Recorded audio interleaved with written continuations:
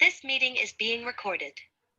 Okay so आज हम करेंगे कुछ ऐसे cleaning functions like clean, replace, code, char, ये सब एडवांस फंक्शन होते हैं जो एज एंड व्हेन हमेशा रेगुलर बेसिस पे इसकी रिक्वायरमेंट नहीं होती, पर कुछ जैसे डेटा क्लींसिंग के ऊपर हो सकता है आपको जरूरत पड़ जाए।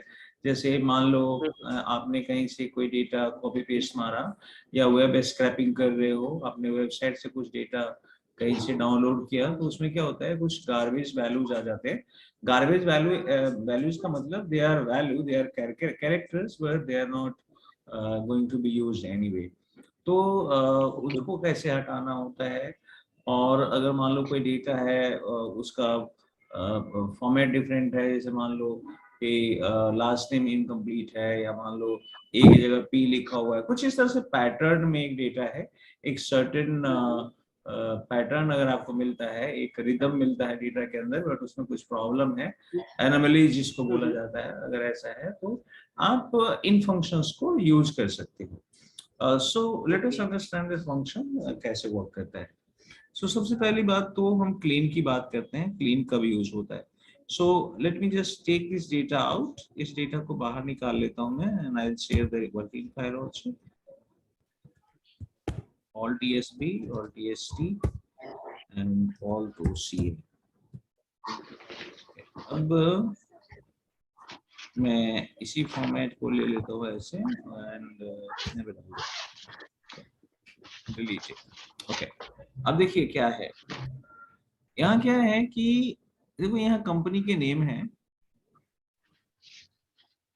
क्लीन की बात करता हूँ पहले।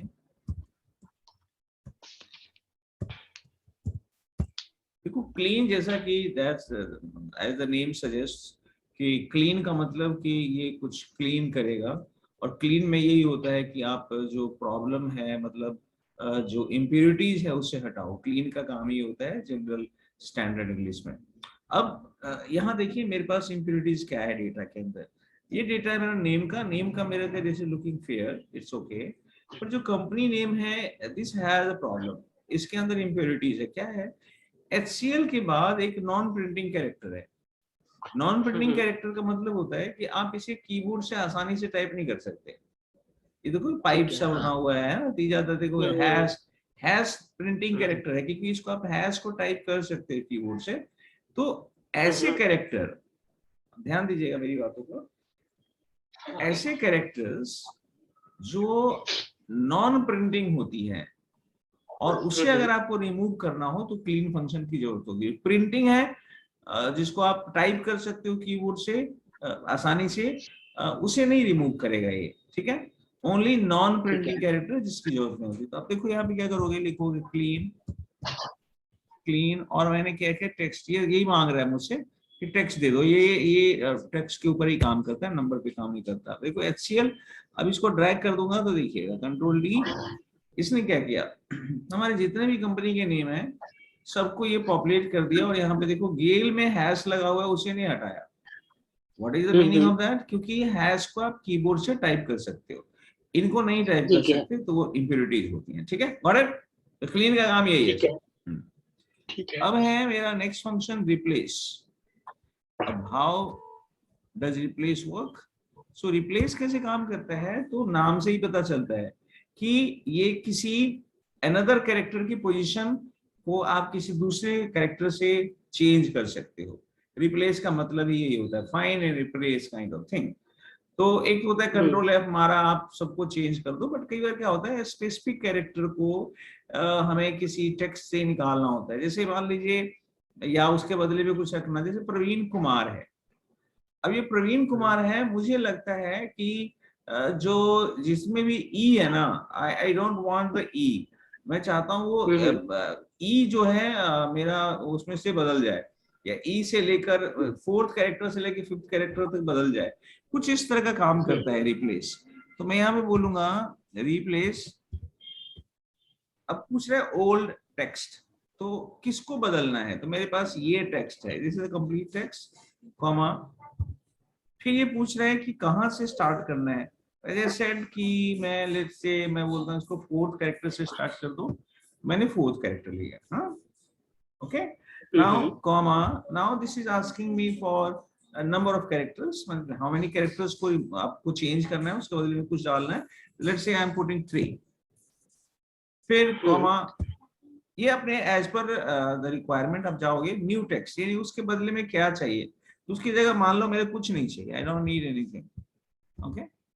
तो this is the syntax and syntax has been completed and if I hit enter तो ये मुझे क्या करेगा, ये बोलेगा कि देखो फोर्थ से स्टार्ट करेगा, first second third fourth, V से स्टार्ट करेगा और 3 कैरेक्टर्स, तो वी ई ई को हटा देगा और उसकी जगह कुछ नहीं डालेगा. इसलिए क्या क्या प्र, देखो फोर्थ कैरेक्टर स्टार्ट किया प्र और ये वी ई ई को हटा दिया और हो गया ना प्राण कुमार, प्राण कुमार. सो इस तरह से अब इसको आप ड्रैग कर दो, इसको ड्रैग कर दोगे तो सब पे अप्लाई हो जाएगा. सो इस तरह की अगर आपको रिक्वायरमेंट है, एक पैटर्न पे डेटा है and you want to change something within the string, तो आप इसे कर सकते हैं. पर ओके, ठीक है जी, ठीक है. अब है हमारे पास एक फंक्शन है जिसका नाम है कोड.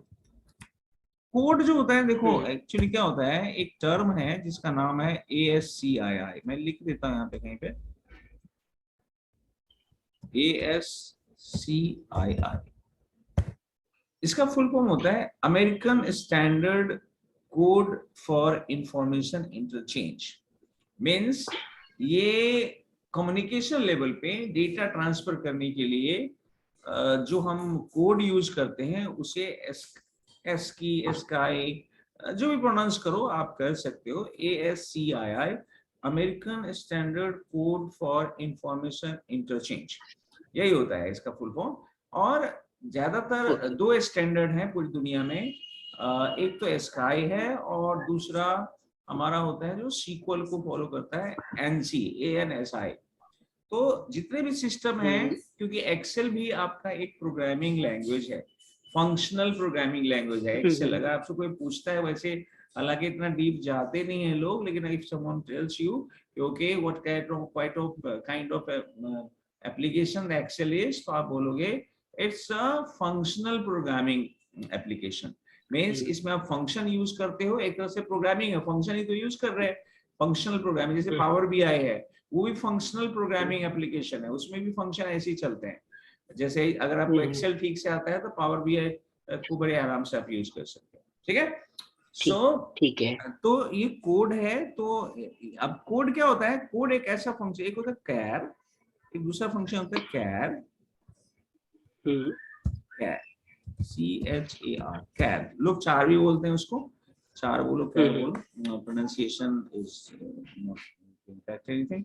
सो कोड, अब कोड क्या करेगा, तो जैसे मान लो मेरे पास A है, A एक कैरेक्टर है, एक अल्फाबेट है, तो इस अल्फाबेट का एक कंप्यूटर लैंग्वेज में, ASCII के लैंग्वेज में एक कोड होता है. इसका कौन सा कोड होता है तो पता कर लेते हैं हम. तो उसके लिए आप फंक्शन यूज कर सकते हैं कोड, और ये टेक्स्ट मांग रहा है, मैंने A डाल दिया. देखो 97, मतलब कंप्यूटर जो है, देखो आपको मालूम होगा कि 2 तरह के लैंग्वेज यूज करता है कंप्यूटर. एक होता है जिसे बोलते हैं लो लेवल लैंग्वेज और दूसरा होता है हाई लेवल लैंग्वेज. तो लो लेवल लैंग्वेज में भी कैटेगरी हो जाती है, बाइनरी आ जाता है, मशीन लेवल लैंग्वेज होता है. तो जो कोडिंग होती है ना, जो न्यूमेरिक पार्ट होता है, वो नंबर में फ्लो करता है, डेटा हमारा बाइनरी में कन्वर्ट होता है. और उसके बाद हाई लेवल लैंग्वेज जिसको हम समझ सकते हैं, जिसको इंसान बड़े आराम से समझ सकता है, उसको हाई लेवल लैंग्वेज कहते हैं.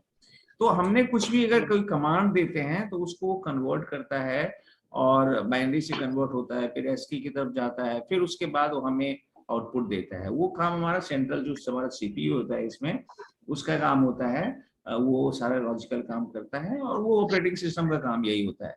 बट खैर उसमें उतना हमें डेप्थ जाने की जरूरत नहीं है. आप सीधा मोटा मोटा ये समझ लीजिए कि किसी भी कैरेक्टर का आप एक कीबोर्ड से कुछ भी टाइप करोगे, उसका कोड होता है. तो अगर आपको किसी भी कैरेक्टर का कोड पता करना हो तो आप उसके लिए कोड फंक्शन यूज करते हो, और इसे अगर मैं ट्रैक कर दूंगा तो आप देखोगे कि आपको सबका कोड मालूम हो गया. अब ये विनोद है, तो विनोद लिखा बेशक है आपने, लेकिन V का कोड बता रहा है 118 जो है, और ये कोड 0 से लेकर 255 तक जाएगा. टोटल नंबर ऑफ कैरेक्टर्स जो होते हैं, टोटल नंबर ऑफ जो कैरेक्टर हैं अल्फाबेट, जैसे अल्फाबेट इंग्लिश में 26 सो 26 लेटर से ही सब कुछ बनता है ना, उसी तरह से कंप्यूटर की लैंग्वेज में देयर आर 255 कैरेक्टर्स और उसी से सब कुछ बना हुआ है सिस्टम के अंदर। जैसे हमारे हिंदी में अल्फाबेट है 52 कुछ इस तरह से। तो हर एक लैंग्वेज में नंबर ऑफ अल्फाबेट जो होते हैं वो एक लिमिटेड होते हैं, पर उसी पे बहुत बहुत बड़ी बड़ी किताबें लिखी जाती हैं उन्हीं को आई मीन लॉजिकली इंक्लूड करके। सो कोड का काम यही है। कैर क्या करेगा? If you know the code, मान लो लेट सपोज किसी ने आपको कोड दे दिया और आपको बोला जैसे मान लो 65 है, तो बोले कि 65 का कैरेक्टर बताओ, तो किसी का भी कैरेक्टर पता करना है तो उसके लिए फंक्शन होता है कैर। कैर यूज करो और ये सेलेक्ट करो और आपने इसे ड्रैग कर दिया तो आ गया कैरेक्टर। ओके, सो हर एक कैरेक्टर का देखो, ये जितने भी कोड है उसका कैरेक्टर फिर से वापस आपको दे दिया। सो कोड का काम ये है, कैर का काम है। ये जनरल रेगुलर बेसिस पे किसी को जरूरत नहीं होती है, लेकिन आपको जानते हो एक्सेल डेवलपर भी है, बीबीए डेवलपर होते हैं। तो जो डेवलपर लोग होते हैं उनको कई बार क्या होता है, कुछ एल्गोरिदम बनाना होता है। एल्गोरिदम से मेरा मतलब है कॉम्प्लेक्स फॉर्मूला बनाना होता है जिसमें कुछ डेटा डाला और वो क्लीन करके निकाल दे। तो कई बार इन सब चीजों की जरूरत पड़ सकती है, हमेशा नहीं जरूरत पड़ती है बट कभी जरूरत पड़ सकती है, तो आपको मालूम होना चाहिए। वैसे कैर कोड जो है ये मशीन लेवल पे काम करता है, so there is no I mean, but if someone tells you ask you you can just say okay. ठीक है जी, ओके। ओके। सो ये थे ये फंक्शंस। उसके बाद मैं आ जाता हूँ ट्रिम पे।